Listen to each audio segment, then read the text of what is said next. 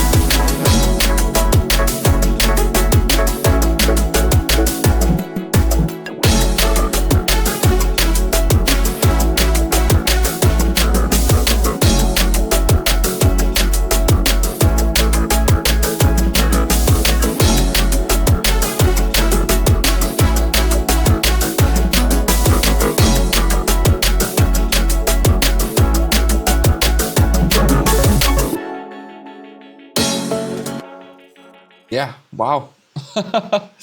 um, so that's state of the art right now of the track. And as I said, I am so overwhelmed by it. I cannot make any clear decisions anymore. And this is my fourth arrangement table I've been working on. And here from the timestamps, from the time markers, you can see that I just put really only what's necessary for me, because in FL Studio, when you're just clicking on here, it just makes you loop these sections. And when you look here, I have a lot written down what I want to create and what I think that the track needs. So it's like from 7 and 8 bars, we just need a little rise. We need a more release on 9th, maybe another rise of 4 bars. Then we have like the theme starting. The drop, we have like after the phrase, after the first, what are these, like after the first 8 bars, I just need a little bit more in the arrangement of giving a little bit more spice, as well, like maybe here drums power break that I would need to just add in. And for the breakdown, I I found that the song, the chord progression remembers a little bit on Thousand Locust Shack, which was just like one of the craziest tunes back in the days. Like I think it's 2019 when it got released, and it just got released everywhere, and just everyone was double dropping it. And Shag is till this day one of my most favorite tracks in my record box collection. And yeah, just like here we have cut sub bass down. We have so much more going on that needs to be considered here. Also, like a little cut, one of the best production techniques that I can just give everybody. And sub focus does that literally everywhere, and it's so unnoticed but at the same time so efficient, is that you just keep this in your head, that the last, what is this, 1, 2, 3, 4, 5, 6, 7, 8, 9, 10, 11, 12, 13, 14, 15, 16. Okay, so we are down to 1/16 of a bar. And last 16th, you just cut your risers and you just cut all that's going on, as well as I will cut here. Just so we're going, I mean, in this arrangement, it doesn't make a difference because I need to do it afterwards, but you get what I mean. It's just like the impact will be so much bigger when you have the cut here. But the problem with the cut here is that if you cut it with the MIDI and you have like some kind of release or effects on that, it will affect it. It basically, it will not be silent. So you need to bounce it out in audio, that you have like the literal audio file, and then you can just cut it 1/16. There is no sound anymore, and then bam, the drop is happening. And these little milliseconds that we speak of are for, if you just don't train your ears to listen to it, you won't notice it. But actually, that's such a psychoacoustic move. It's incredible. I just love everything about it. And this was only possible because I was educating myself, and I thought that, okay, now let's just sit down and actually write down bar for bar what's happening in these pro songs, like what is actually happening and which little elements are just there. And it's such a long process to get to this point, but I think that music production does not need you to take that long to learn. With everything, it's just you need to do the right things, and knowing how to get there is by studying. And if you want to have a pro sound, you should study pros. That's why we're also here in this community, right? And yeah, it's I just I am really happy, and this song also makes me really happy. And yeah, that's what I wanted to give to you. That now I am going to render my final arrangement into one piece of information only. I am going to delete all the information here from arrangement 2, or I don't even have to delete all the information. I'm just going to copy it, and then I will just say that I'm going to clone this one, and I call it arrangement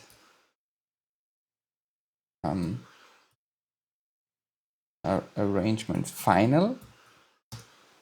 Yeah, so now I have like the 5th arrangement. Arrangement 2 I can keep, and because all the information is here, I'm just going to delete everything out, and I will take all the arrangement 4 and I'm going to project it into the arrangement final. And what I'm doing here is I will just take these, make sure that it is like when we're listening to it, sorry if like it's getting loud a little bit. Exactly, here this tiny little glitch. I just want with this, we have like Ollie.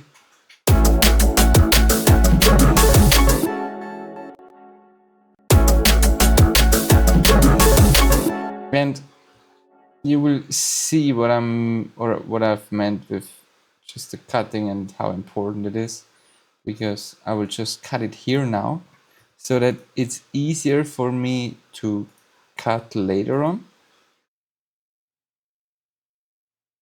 Just bass. See, the bass here is not right hitting that early. I don't like it that much, but anyways, here is the kick happening. Here already the waveform of the sub is a little bit problematic. So what did I do here? I just made sure that, okay, here it doesn't even punch that hard. But it's better. It's surely better. Anyway, I just did a lot of cutting. I cut like literally like a madman. I was cutting the bass line, the sub bass, so that it was sitting everywhere where it needed to be, and then I rendered it out again. And at the last 16 bars, it just, or at the last 32 bars, it just made so much sense to have a more draggy sub bass, because it was more for the feeling of the song. Anyway, we cut the last parts out here. For the drums, it's already good because my drums have a rather short room reverb on there, and only this one needs to stay. Cut, cut, cut, cut, cut, cut, cut, cut. My philosophy at the moment is that if you can do it right now, then you should probably do it right now. And you can always, it's like the barber. If you cut too short, then there's nothing you can fix anymore. But if you cut like a little bit, and then a little bit, and then a little bit, and then a little bit, and you don't destroy it, but you cut it just to its perfect length, and you manipulate the audio file with that, this is really, really good. Really good.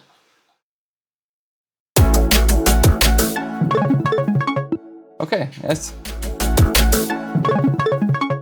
And here, all of this little part, we just don't need it. We just don't need it. We just don't need it, and that's why I'm exactly... Oh, no. I'm going to none. That's why I will be cutting it here. And then we will end this song like this.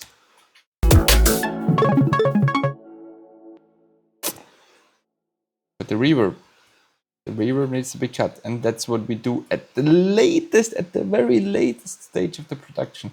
And this is also something that you cannot fix with just turning your master volume down or something like that. That's fine if you have like a really liquid song and you're perfectly fine with it, but in this case the song needs to be really precise, and That's why we need to do the cutting of these things here.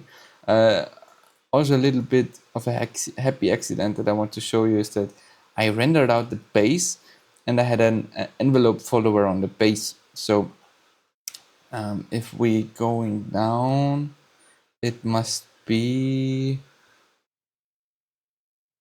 I don't know where it exactly is anymore. Need to check. Have I deleted it? Nah, it was like, this could be my flaw. It could be that I forgot to render out something that was important. But if it could be that it was this.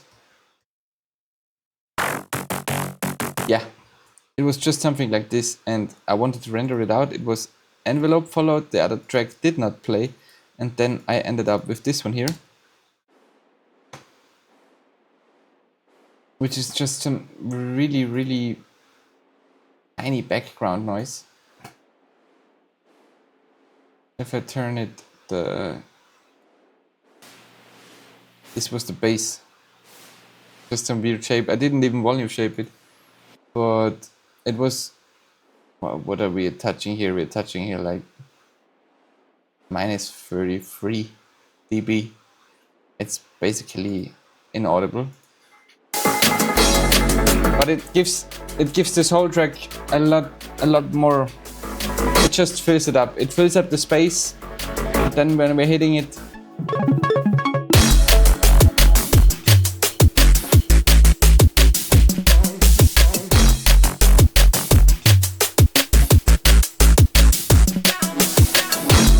also here you heard a little bit too much is going on still.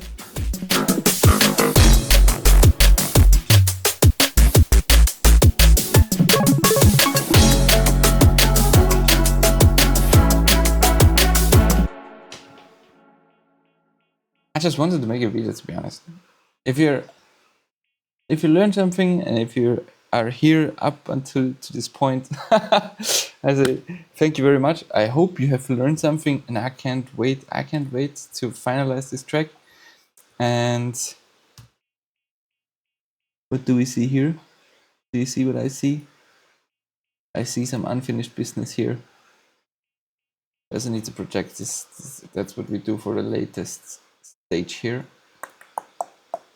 Yeah, here we kill this unfinished business, and this unfinished business is like will get duplicated into the realm. Bam, bam, bam, bam. Bam. Here we don't need